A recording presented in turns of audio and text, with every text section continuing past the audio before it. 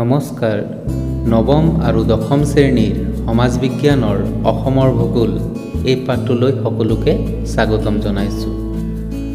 আজি আমি অধ্যয়ন কৰিবলগীয়া বিষয়বস্তুকেইটা হৈছে অসমৰ চমু পৰিচয়, অসমৰ বিস্তৃতি, অসমৰ জিলাসমূহ, অসমৰ জনসংখ্যাৰ বৈশিষ্ট্য, অসমত জনসংখ্যা বৃদ্ধিৰ কাৰণ আৰু বিতৰণ। প্ৰথমতে আমি অসমৰ চমু পৰিচয়ৰ বিষয়ে জানি লওঁ আহা। অসম উত্তৰ পূব ভাৰতবৰ্ষৰ এখন অন্যতম উল্লেখযোগ্য ৰাজ্য। ৰাজ্যখনৰ মুঠ মাটিকালি ৭৮,৪৩৮ বৰ্গ কিলোমিটাৰ। অসমে ভাৰতবৰ্ষৰ মুঠ মাটিকালিৰ প্ৰায় ২.৪% ভাগ আগুৰি আছে। ৰাজ্যখনৰ তিনিওফালে পাহাৰ আৰু পৰ্বত আছে। সেয়েহে ৰাজ্যখন বিভিন্ন সৌন্দৰ্যস্থলীৰে ভৰা। এই সৌন্দৰ্যস্থলীসমূহৰ ভিতৰত উমৰাংচু, পানীমূৰ জলপ্ৰপাত, বড়োলেণ্ডৰ বহু এলেকা, কাৰ্বি আংলং, ডিমা হাছাও, বিভিন্ন চাহ বাগানসমূহ, হাফলং, মাজুলী, উমানন্দ ইত্যাদি উল্লেখযোগ্য। প্ৰায় ৬০০ বছৰ থকা আহোমৰ ৰাজত্বকালৰ বহু কীৰ্তিচিহ্নসমূহ যেনে ৰংঘৰ, চৰাইদেউ, কাৰেংঘৰ, তলাতল ঘৰ আদিও আকৰ্ষণৰ কেন্দ্ৰবিন্দু। তদুপৰি প্ৰাক ঐতিহাসিক যুগৰ কামাখ্যা মন্দিৰ, তেজপুৰ আদি স্থানসমূহো পৰ্যটকৰ আকৰ্ষণৰ কেন্দ্ৰবিন্দু। ৰাজ্যখনত থকা ৫খন ৰাষ্ট্ৰীয় উদ্যান কাজিৰঙা, মানাহ, ডিব্ৰু-চৈখোৱা, ওৰাং আৰু নামেৰীত বিভিন্ন আপুৰুগীয়া জীৱ-জন্তুৰ বসবাস আছে। এই ৰাষ্ট্ৰীয় উদ্যানসমূহৰ ভিতৰত কাজিৰঙা বিশেষভাৱে উল্লেখযোগ্য। ৰাজ্যখন সাংস্কৃতিক দিশতো চহকী। বিহু, সত্ৰীয়া নৃত্য, বিভিন্ন সাজপাৰ, আহাৰ আদিয়েও সাংস্কৃতিক বিকাশত অৰিহণা যোগাইছে। ৰাজ্যখনত ৫খন ৰাষ্ট্ৰীয় উদ্যানৰ উপৰিও ২০খনৰো অধিক অভয়াৰণ্য আছে। এই অভয়াৰণ্যসমূহত হাতী, বনৰীয়া মহ, বিভিন্ন প্ৰজাতিৰ বান্দৰ আদি পোৱা যায়।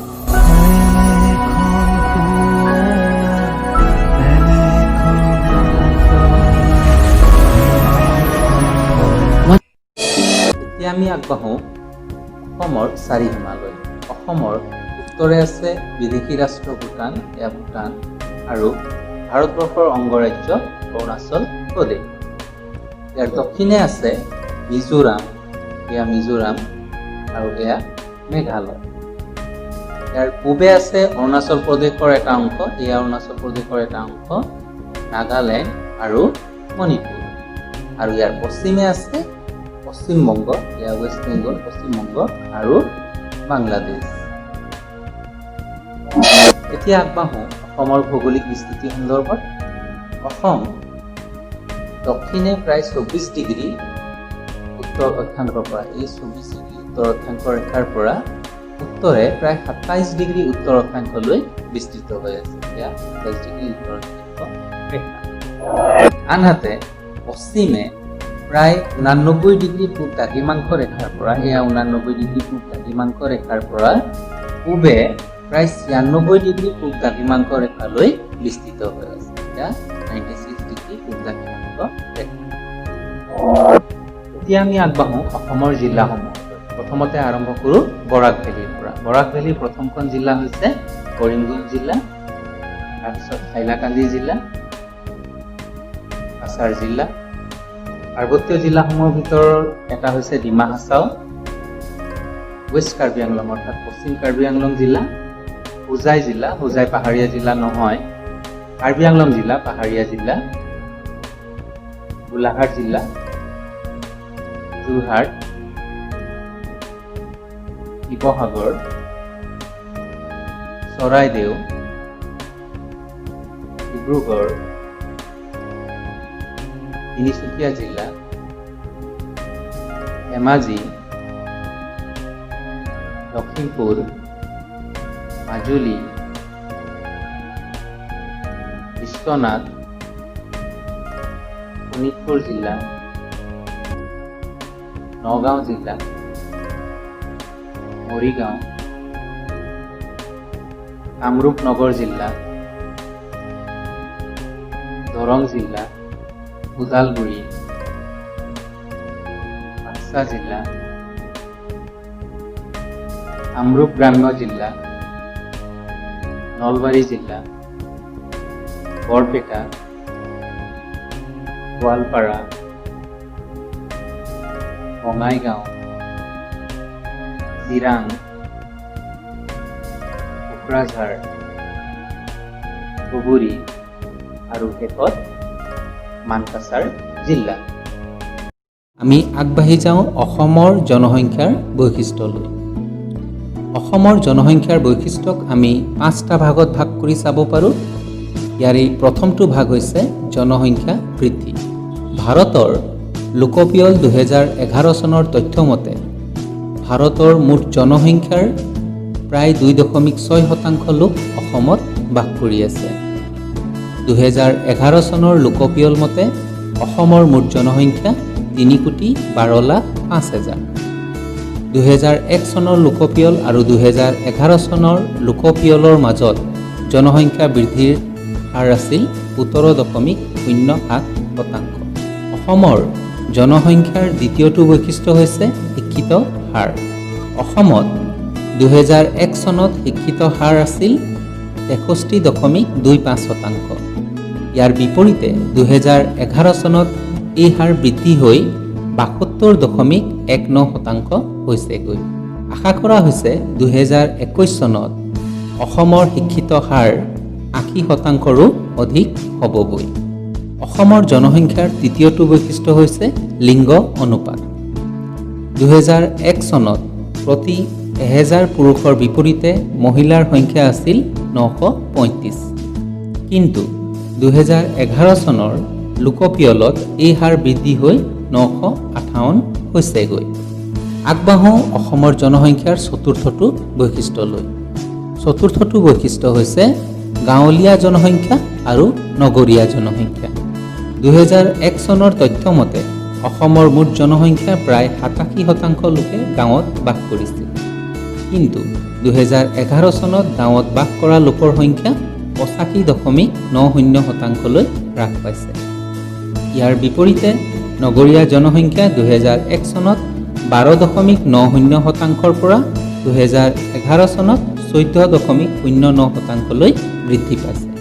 ইয়াৰ পৰা এই কথা স্পষ্ট হৈ পৰিছে যে ৰাজ্যখনত গাঁৱৰ পৰা নগৰলৈ জনপ্ৰব্ৰজন ঘটি আছে।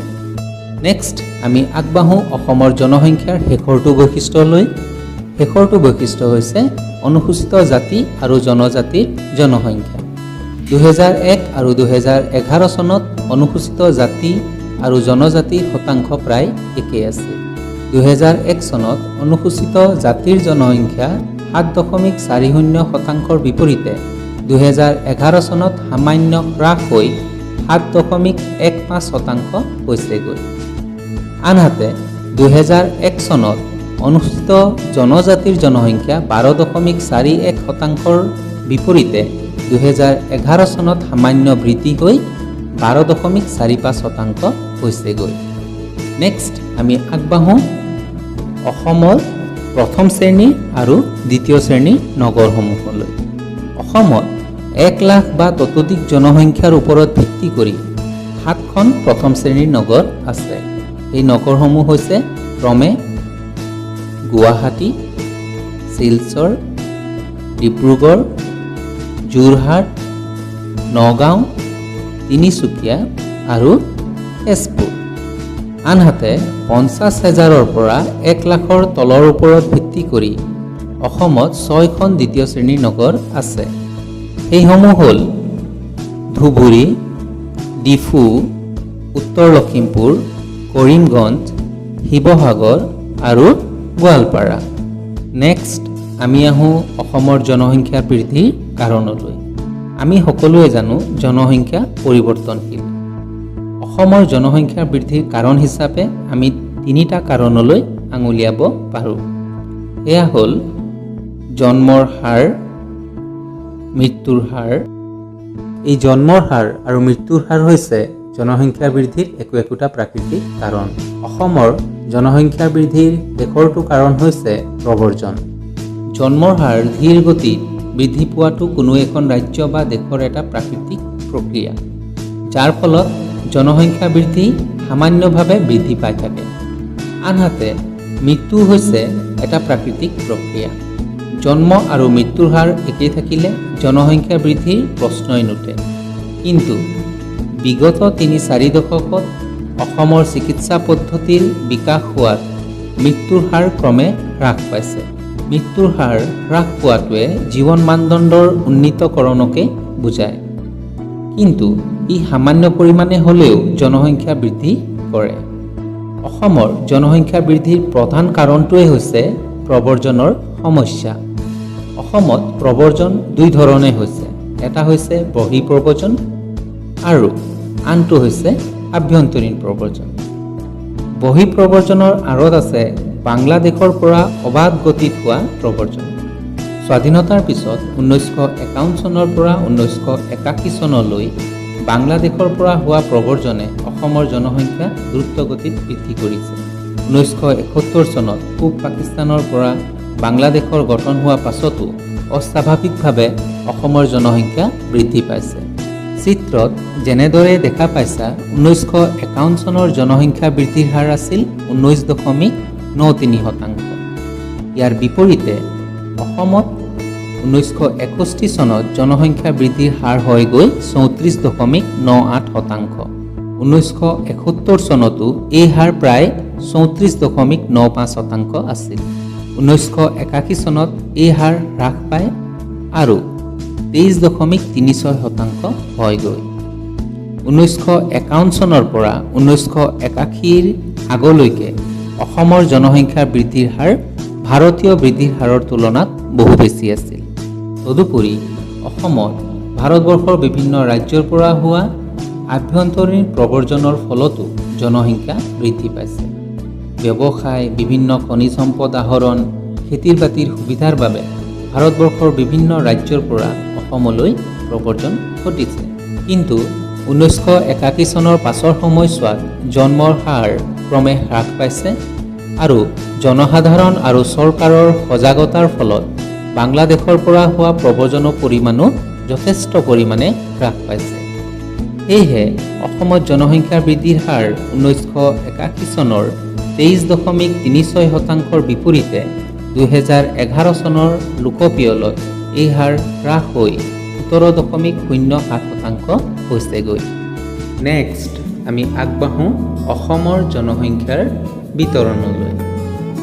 অসমৰ জনসংখ্যাৰ বিতৰণ লক্ষ্য কৰিলে দেখা যায় যে ৰাজ্যখনৰ সকলো অঞ্চল বা ঠাইত জনবসতি আৰু জনসংখ্যাৰ বিতৰণ সমান নহয়। কোনো অঞ্চলত জনসংখ্যা বেছি, অৰ্থাৎ সেই অঞ্চলত জনবসতি ঘন, আৰু কোনো অঞ্চলত জনসংখ্যা কম, অৰ্থাৎ জনবসতি সেৰেঙা। স্বাভাৱিকতে কোনো এটা অঞ্চলত জনবসতি আৰু জনসংখ্যা বেছি হ'লেই তাত জনসংখ্যা ঘনত্বও বাঢ়ি যায়। ঠিক সেইদৰে কোনো অঞ্চলত জনবসতি আৰু জনসংখ্যা পাতল বা কম হ'লে তাত জনসংখ্যা ঘনত্বও কম হয়। তোমালোকে চিত্ৰত দেখা পাইছা যে এই অসমৰ মানচিত্ৰৰ এই নীলা ৰঙৰ অংশখিনি, যিটো ব্লু কালাৰৰ অংশ দেখিছা, এই অংশখিনি 10 লাখৰ জনবসতি আছে। 10 লাখ বা 10 লাখতকৈ কম এই অংশখিনিত জনবসতি আছে। ইয়াৰ উপৰি এই হালধীয়া ৰঙৰ যি অংশ দেখিছা, এই হালধীয়া ৰঙৰ অংশখিনিত 10 লাখৰ পৰা 20 লাখৰ জনবসতি আছে। এই অংশখিনি 10 লাখৰ পৰা 20 লাখৰ জনবসতি আছে। আনহাতে চিত্ৰত এই কমলা ৰঙৰ যি অংশ দেখিছা, এইখিনি নগাঁও অংশ, কামৰূপ মেট্ৰ' আৰু কামৰূপ গ্ৰাম্যৰ এই অংশখিনি 20 লাখৰ অধিক জনবসতি আছে। কোনো এটা অঞ্চলৰ জনসংখ্যাৰ বিতৰণ ঘাইকৈ 3টা কাৰকৰ ওপৰত নিৰ্ভৰ কৰে। প্ৰথম কাৰকটো হৈছে অনুকূল প্ৰাকৃতিক পৰিৱেশ, দ্বিতীয় কাৰকটো হৈছে উন্নত যাতায়াত ব্যৱস্থা, আৰু তৃতীয় কাৰকটো হৈছে উন্নত অৰ্থনৈতিক অৱস্থা। অসমৰ যিবোৰ অঞ্চলত অনুকূল প্ৰাকৃতিক পৰিৱেশ আছে আৰু যিবোৰ অঞ্চলত যাতায়াত ব্যৱস্থা উন্নত আৰু অৰ্থনৈতিক অৱস্থাও উন্নত, সেইবোৰ অঞ্চলত জনসংখ্যাৰ বিতৰণ ঘন হোৱা দেখা যায়। আনহাতে অসমৰ যিবোৰ অঞ্চলত প্ৰতিকূল প্ৰাকৃতিক পৰিৱেশ আছে, অনুন্নত যাতায়াত ব্যৱস্থা আছে, সেইবোৰ অঞ্চলত জনসংখ্যাৰ বিতৰণ হেৰেঙা হোৱা দেখা যায়। অসমৰ ব্ৰহ্মপুত্ৰ উপত্যকাৰ সমতল ভূমি, সাৰুৱা মাটি, সুচল কৃষি আৰু যাতায়াত ব্যৱস্থাৰ বাবে তাত জনবসতি ঘন। সেয়েহে ব্ৰহ্মপুত্ৰ উপত্যকাত 85% লোকে বসবাস কৰে।